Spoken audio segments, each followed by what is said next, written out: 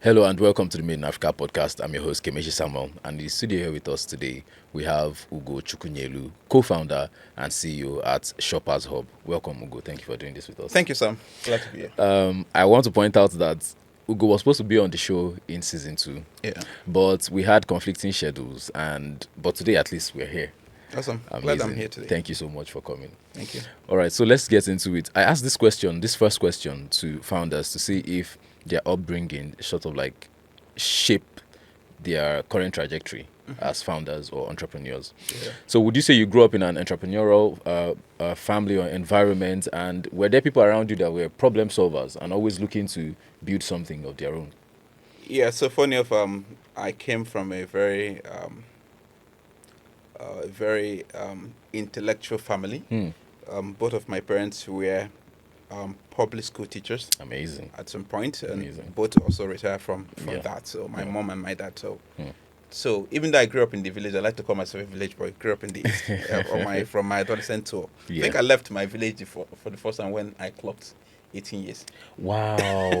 So pretty everything around me revolves around the village. Wow. Yeah. Coming from that background, very high expectation is pegged on you, right. and you need to be very disciplined. My dad, you dare not go out and not come back within the time he specified for you. If you do that, you will receive some whipping and some lashing. Like, it's crazy. So even though we grew up in the village, we didn't have that free leverage like other kids to move around, play around. Just stay and read your books at home. Exactly, read your books. Wow. Just be focused on what you're doing. Yeah. So I think that kind of shaped me to be very resilient, to be very focused, and being disciplined, because you agree with that. Being an entrepreneur, you need to have this. Definitely. So then on my uncle's side, my one of my late uncle was in business. God rest his soul. So I also learned business from him. All right. Observing how he was able to grow his business from zero to where it was before he unfortunately died. So I think that helped shape me. Amazing. So give us a bit of background, education, and then early professional experience before Shoppers came into the picture. Okay, so for my education, like I said, I grew up in the village. So primary school went to moved around some schools, because what happened was that anytime they transferred my mom, I was more with my mom than my dad in our school. So what was that experience like, being in the same school with your mom? Man, I have a funny experience that I've not till now. It's still very vivid in my mind.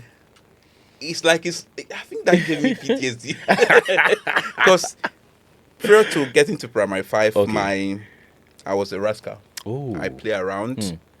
Very brilliant, but because of that rascality, playing around, not being so reserved. When other kids when it's time for break, I will exceed my break time. When other kids are in the class, I'll be maybe somewhere behind the classroom playing, doing something else. So one of these days, and for context, my mom is very, very reserved, and she's very kind. Yes, wow. But I don't know what spirit. I say it's the spirit that possessed her that day. Where I was just having my time with my guys, some group of guys that were bigger than me in primary 6 came and jacked me up and took me to my mom's class. Wow. And there, on her table were some cane nicely laid out. So she started whipping me. You know my collar and all that. Yes. Oh my goodness. It was crazy. My whole body was red. Okay. Oh my God. She didn't care. I'm doing squad like my mom. That's what I said. It's like it's possessed her. Just momentarily. Like, why are you like this? Why shouldn't you be focused on your class and all that? Why should? Wow. Bro, after that incident, before then, I used to, because of that, my not being so considerate and all that, I wasn't in the best. I was almost taking 10th class, 10th position, 10th position and all that. But after that incident, everything changed. I became very serious. And from that primary 4 till when I left secondary school, I've not gone beyond the 3rd position. Oh, nice. Wow. So that changed my trajectory. I became very focused, very reserved, and So I think no, that was a very wonderful experience. It's a crazy experience that I've not forgotten for a long time. Yeah. So that was tell us about higher education. Yeah. So for higher education, I went to University of Nigeria in Soka. Okay. We like to call it the Lions Den. Amazing place. So I went there and also got my BSc in biology education. Yeah. Graduated around 2024 and from that 2014, sorry for the slip of tongue. So 2014, and from there went into finance, marketing basically. Worked in Friends Back Insurance for I think 2 years. All right. Before, so the thing is that before I even went for my youth service, I started working in finance. Oh, nice. So I went to First Bank Insurance, worked there for some time. Then after my service year, then went to Abuja, did 1 or 2 things before I now came back to Lagos and joined Stambika, IBTC Banker, and enterprise banking and all that. So that was what I did before. Shoppers. Shoppers came in. Around what points in time was the idea of Shoppers beginning to form? You know how we used to say that 2020 was an eye opener for a lot of people, right? Yes, so, yes. I feel like 10 years, in fact, 20 years from now, we will still be making reference to. And nobody is going to forget 2020, except someone that was even if you're born after 2020. Yes, you will hear the stories. You will hear the stories. Because I don't think a thing like that has ever happened before. So everyone was pretty much in the house, just left all to yourself. Yeah. So you have to, by default, you must reflect. You must reflect, yes. You must think. So because I was in the market, my branch was in the market, Lab International Market to be precise, and I had a lot of relationship with a lot of traders, distributors, mostly traditional traders. Okay. So I had a close experience of how their business operation is like. Okay.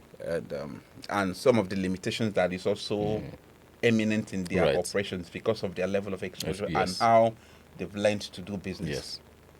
So I started thinking, there should be a way of doing this thing better using technology. Okay. And started researching about e-commerce, digital commerce, and all that. Yeah. And everything cascaded to me now and saying, okay. And when COVID hit and there was a lockdown, everyone was inside. So most of them weren't selling. So I'm like, okay, how can I remotely have my store selling even when I'm not in the market and still be making sales and even reach more wider audience. So all that's accumulated into me saying, okay, let me build a system that can even help these people.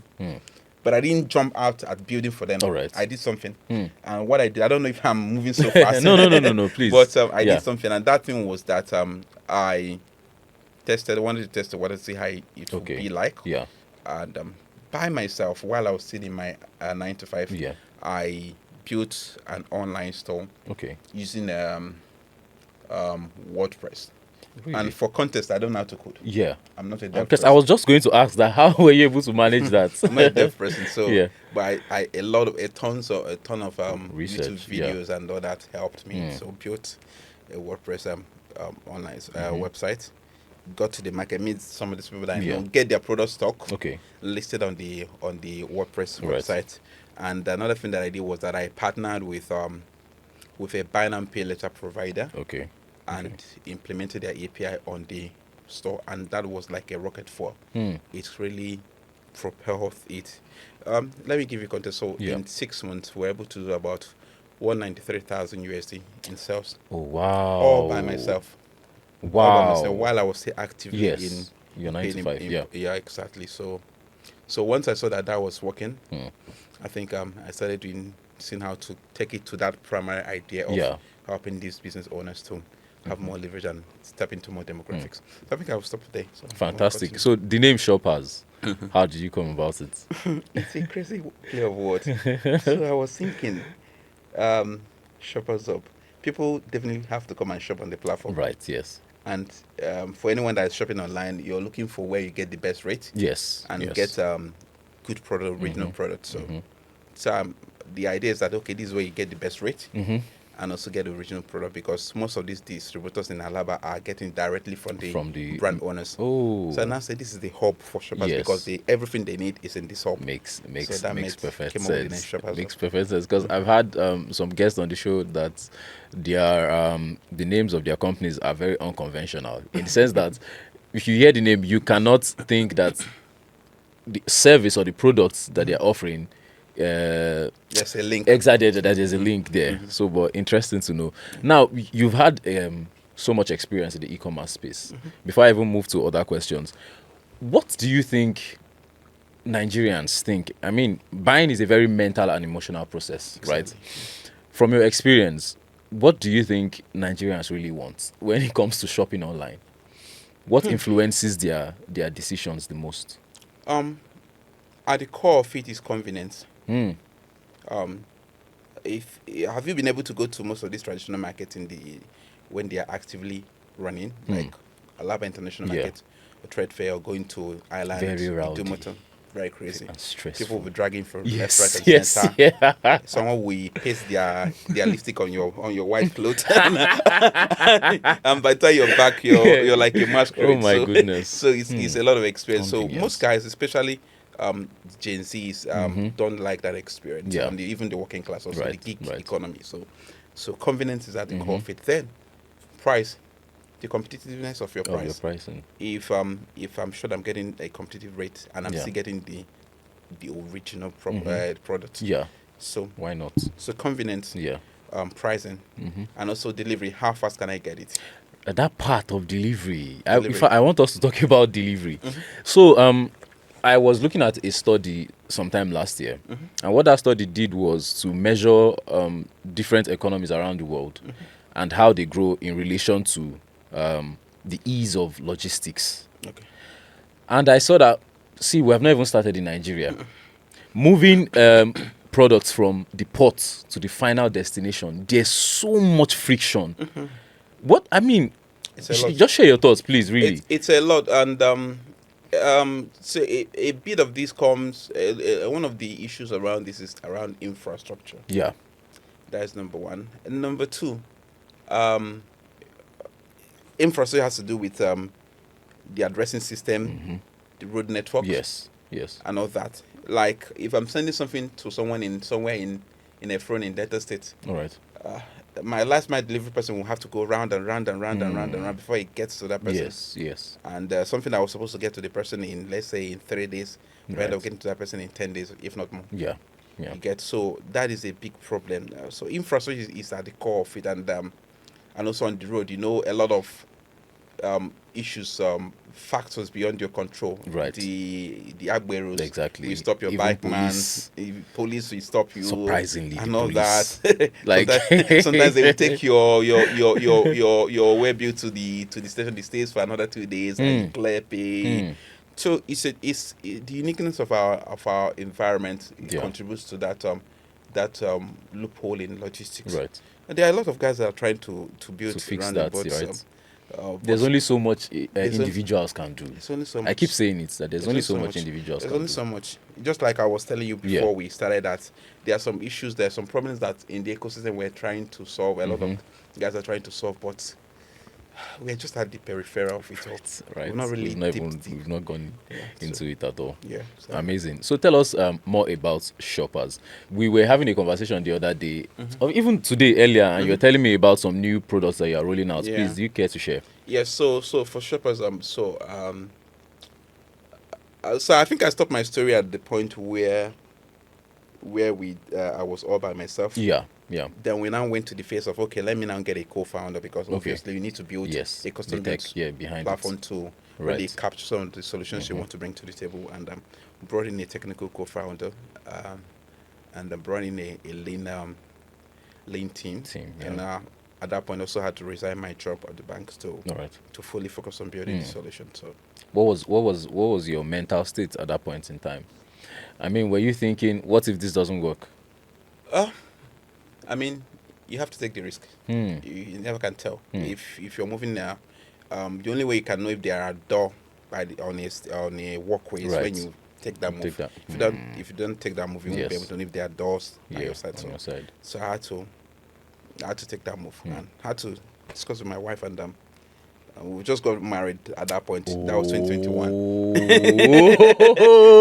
so that, oh my God, that would have been a very tricky conversation to have. Conversation. But the thing is that she saw the prospect, so she was supportive of the whole move, but she was just on the side of being cautious. Are you sure that this worked? I told her, even if it didn't work, I know what I can bring to the table. I can always find a way. Other things. So, but let's try this now. Yes. You never can tell. So we started building the platform and launched then.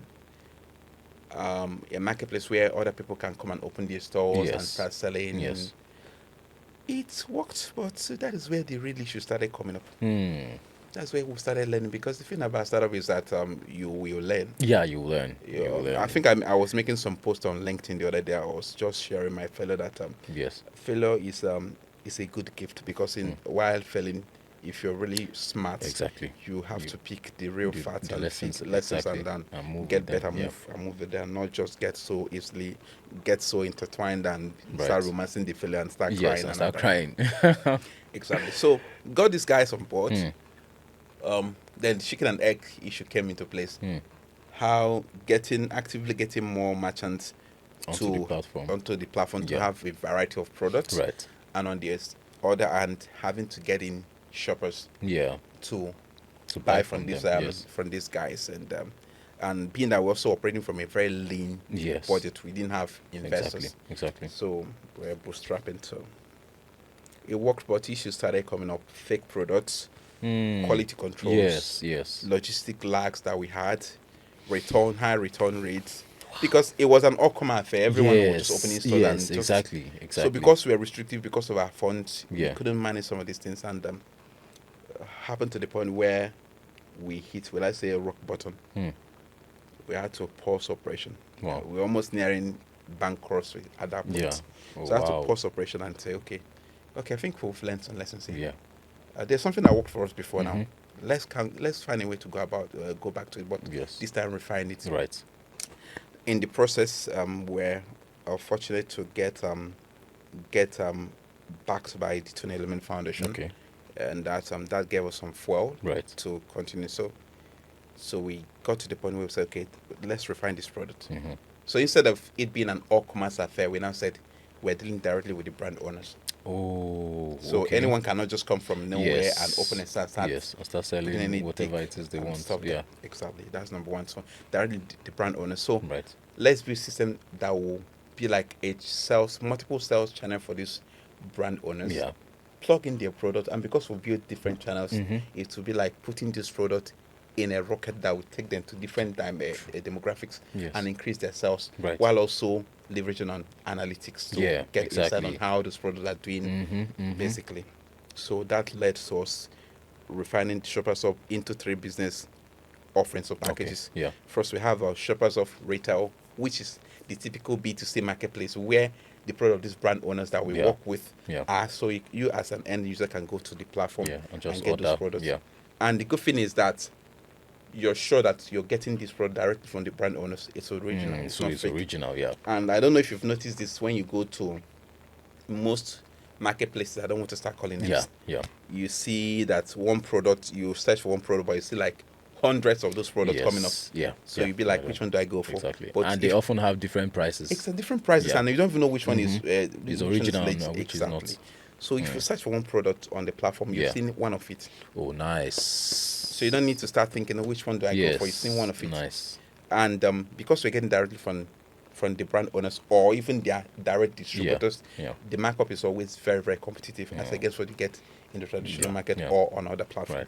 That is the first layer of product that we've built. Then the second one that we've built is called ShopazHub for Business. Okay. So it's like, I want to call it a procurement solution for corporate. All right. So what it does is that for corporate owners that wants to procure things around gadget, electronics, furnitures, and decors for the office or for their establishment, they can get it through ShopazHub. Oh, nice. And because they're getting through ShopazHub, they're getting that crazy discount, cheaper than what you get on the general ShopazHub marketplace. Oh, exactly. So you're saving costs. Yes, that's number one.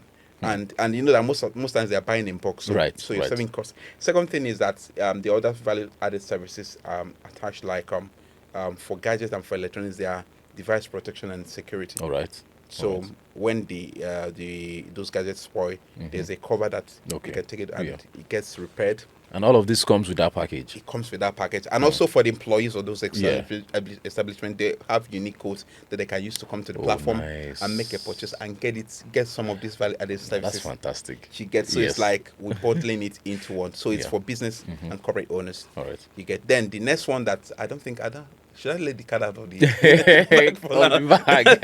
Please give us exclusive. Give us exclusive, please. So, that one is like so it's still part of that building more channels for our business owner, because the goal is this: we want to build different channels that when a business or a brand taps into, they have their product in more demographics, in more markets, and have more reach. Right. So it might be expanding to other part of Africa. Yeah.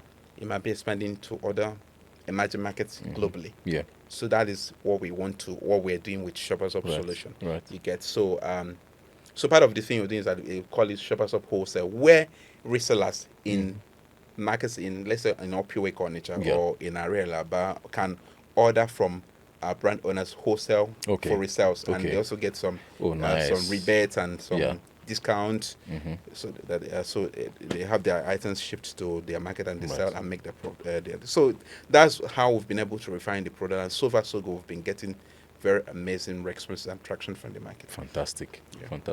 So in terms of logistics, how are you guys managing deliveries? So for the delivery now, what we did, I told that is a big issue. So one of the goal or one of our core value is partnership. Okay. I mean, you can't do it all by yourself. You can't. You definitely cannot do it all by yourself. Except you want to die. Except you have very deep pockets. Deep pockets. You still need partnerships. You need partnership. You get.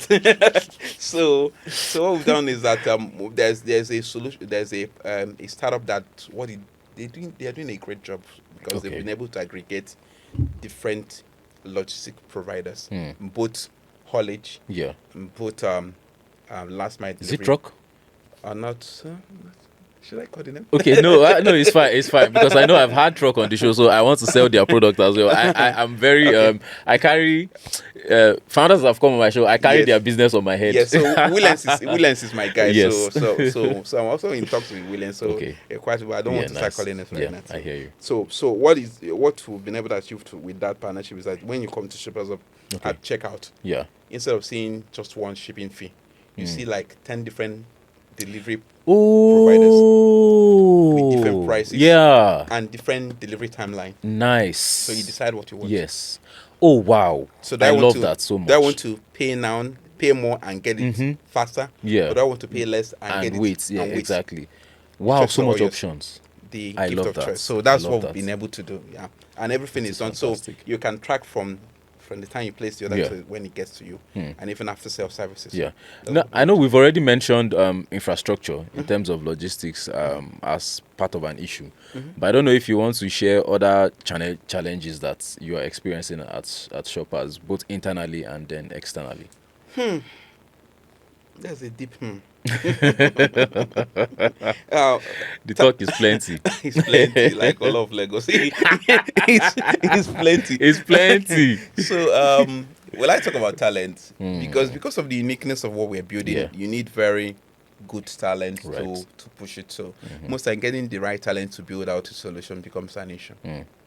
I've had that crazy experience. I'm a very calm and cool-headed person. Yes, I know you to be a calm person. I don't like to hurt anybody, but I've been forced to sack people very fast. Yeah. That's a crazy experience I had. Where when we were building version 1. Okay. So someone came on board, and on LinkedIn he's showing senior developer with 8 years experience. Okay. But when this guy came on board, I won't call him. Yes. So when the guy came on board, I mean, just to build an onboarding flow, just simple onboarding flow. I'm not in tech, but because, I will say someone that if you're a CEO, you need to know a little of everything. True. It took this guy like a month.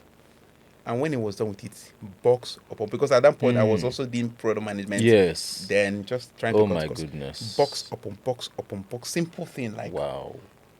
Wow. What is happening here, young man? He went back to redo it, still issues. So then I think I don't have that patience to wait. Right. Seriously. And your work ethics it sucks. So we had to let him go. We had to let him go. And that's just one of those experiences. So talent. Yes. And then funding, we're working with a very lean funding. Most of the funding come out of pocket, apart from when now that we've been backed with by Tony Elumelu. So funding is also Tony Elumelu. Shout out to them. Thank you so much for believing in us. Yeah, they are saving lives really. So that's pretty much it. Then other things are now. So another thing is this now, compliance. Now, because we are now another one of the goal of ShopazHub is that we want to build a sales engine where you can plug in and have access to multiple markets without having to bother about regulations, compliance, because we've built a solution around that to take care of it for you as a business owner. So most times it's like, because we're taking on that battle, you don't want to know. You know, the people that build the infrastructure are the ones that suffer the most, and then other people come and build on top of that. Exactly. But you guys are solving a very serious problem. Exactly. Yeah. So now you've been running this business for a while now. What do you enjoy the most about running a company? Okay. And I want to make it a two-part question. What do you enjoy the most about running a company, and what has it been like managing people? Okay, so running a company. So that's fulfillment, that you're building a solution that we touch lives, we impact on people's business, and also impact the economy positively. Right. So even when you're having the bad woos and the shiggers that comes and the with downs, and the roller coasters, many downs, just that realization that this is a big deal, and it's bigger than you. It's bigger than me. Yeah. It gives me that will I call it orgasm? I think that works actually. That actually works. In the right way, please. Yeah, in the right way. Yes. Don't quote me wrongly, please. So that's number one. Then for them, managing people. So funny enough, all my life I've been managing people. So let me link this back to that traction that I got from my mom. Yeah. So from that point, because I was doing very after that incident, because I started doing very well in my classes. Right. So in every class I got into, I'm always the class preference. From a 5 to SS3. Even I rose to become the senior prefect in my secondary school. Yeah. Nice. So that comes to managing people, managing other prefects and all that. So manage, and I don't know, would I call it gift? Anytime I step into a new place, the leadership man to force on me. Naturally. Just organically. Naturally, right? Without me pulling any strings. So managing people it gives me joy, because I'm seeing that I'm aggregating different talent, different specialties, and using it for a greater goal. So it gives me joy. Fantastic. You're in the e-commerce space. What are trends that you're beginning to notice playing out right now, and what do you think the industry will look like 5 years from now, especially relating to Nigeria that we are in? So AI. Right, it always comes back to so AI. AI is opening doors for people where issues like product descriptions, product images, videos, right. Even to building the solution itself. Yes, because I shared, I don't know if you saw, I shared the other day Replits. Built I used Replits to build a score prediction app in less than 30 seconds. 30 minutes rather. You can imagine. It's crazy what those things can do. You can imagine. And also all thanks to their labor bros and the Chinese e-commerce brand. Now this trend of live shopping is becoming a thing. Okay. Live shopping, where as a business owner, I can just come online and on a marketplace and start showcasing my product. And while I'm doing that, people are actively ordering in real time. Oh, nice! It's becoming a thing. Yeah. So the good thing about that is that, because online, the thing with e-commerce stores is that there's not that physical touch is not there. It's not there. Yeah. True. So as a shop, I'm relying on what information you've provided me with, the images, the descriptions, to make my decision. Apart from where you now have AR, augmented realities and VR, virtual realities, but those things are too expensive. Yeah, exactly. So for everybody to incorporate. Exactly. So now live shopping comes into save that, because I can come up if I'm trying a dress like this. I can just put it on and turn around. And you can see exactly, and see how can it fit me, and I can go ahead and make a buying decision. So that is a trend that is going to work. And then coming to the African sector, where we're having talks around after there's the African Continental Free Trade Agreement to ensure that different markets in Africa are integrated. And in Ghana, I can set someone in Nigeria seamlessly without having to bother about things. I think it will get to the point where buying from someone in other part of Africa will be like buying from someone in Idumota. I hope to see that very, very soon. With the policies going on, I think it will get. But another thing about it is that it doesn't just stop with policy. It gets to building the infrastructure and also an enabling environment to help those infrastructures thrive. Because if you build the infrastructure and there's no enabling environment, you will die. No use, Case in point, Go Kada. Sorry for calling names. Because you know what happened in Lagos State. I mean, they were traveling. I could remember those days. I can jump on Gokada and get to go anywhere you're going to. So much. The convenience was out of this world. I'm telling you, and it was cheaper. Oh my God! So one morning we just had one news, and it was heartbreaking for real. Shout out to Gokadas. They're doing an amazing work because we're just trying to show what happens where you have an infrastructure, but there's no enabling environment to help it. So those are. You know, Nigeria, I used to say that being a founder is difficult on its own, building anything from scratch. But then being a founder in Africa and in Nigeria, it's hard work. It's like you are trying. It's crazy work. It's like you've chosen to suffer. It's crazy work. It's like sometimes I'll be like, who sent me messages? Who sent me? Who really sent me on this errand? But then those little wins here and there, and then customer testimonies, I feel like those are the fuel that founders rely on to keep moving forward. I've seen impact, seeing that like I said, the businesses are growing and they're getting better insights on how their product is doing, and that insight is also helping them to make informed decisions.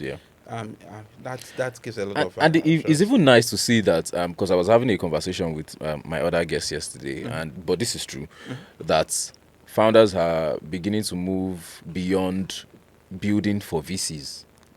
They are now focusing on building sustainable businesses. Yeah, exactly. You know what happened during the 2020 COVID lockdown, after that frenzy, fear of missing out. So 2021, 2022, money was flying all over. Ridiculous evaluation. You can just pitch anything. You can just pitch that you can use you can do anything. They were giving out monies to people that did not even have a domain yet. Just a pitch deck. Exactly, just a pitch deck, and it was so.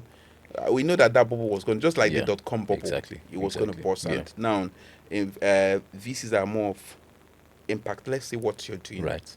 And I'm an Igbo guy, so I have this idea around business that if I'm building a business, I should be making profit from it from day one. If I'm not making profit from it, if I'm not making a substantial revenue from it, I'm just there for vibes. That's just it. So it has gone to the point where founders are now really doing the real work, which is building sustainable businesses. Exactly. Because you're dealing with the notion that if I don't have VCs, my business should be able to survive. Yes. If VCs come along the way, good. And the good thing about with this kind of thing is that when you're building sustainably, over time VCs will start. Yeah, they will find you. They'll find you. Yeah, they'll definitely find you.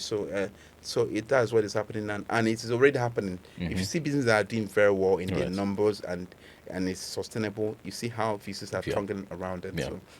So that's pretty much it. Amazing. I still have so many questions, but we're running out of time. So I want to ask, we are on a number of different communities.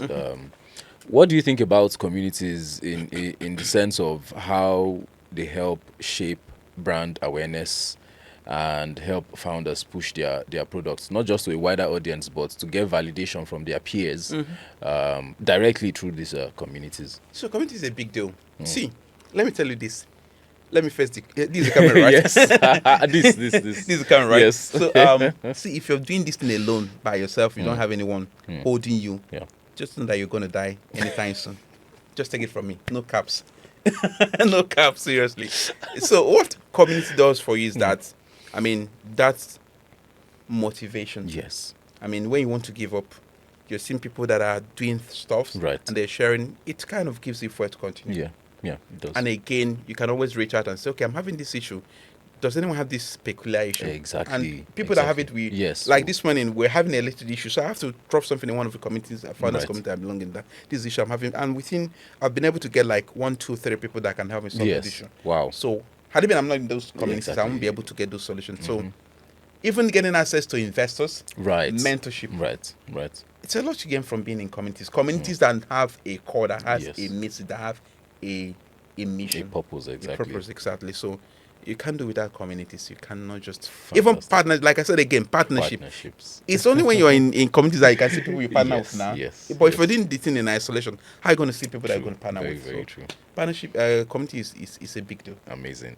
Final question. Okay. Advice to founders. Just don't die. Stay alive long enough. Stay alive. Just don't die. Get help. I'm telling you, just don't die. Just stay alive and I would say, don't be too romantic about your solution. Please explain. Don't be too romantic. Don't your solution is not your wife or your girlfriend, so don't clock to it. If you see that it's not working, be bold enough to know when to pivot. To remodel. Or to kill it. So that killing it part, is very controversial in the sense that some people will tell you if you stick to it long enough, you'll finally make it work. So where do you draw the line? Where do you know when to pivot and when pivoting is not working, and you cut your losses and move on to another thing? And I think there's one fallacy that is called a slum price fallacy or something.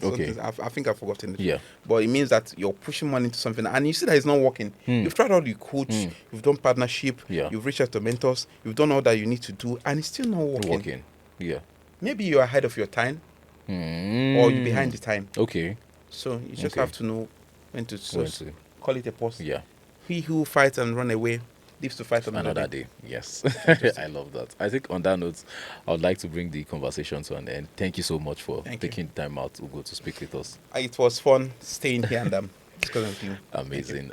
That's been it on this week's episode. Join us next week and we'll have another amazing founder like Ugoo share their story with us. I'm your host, Kemeshi Samuel, and you've been listening to the Made in Africa podcast. Bye.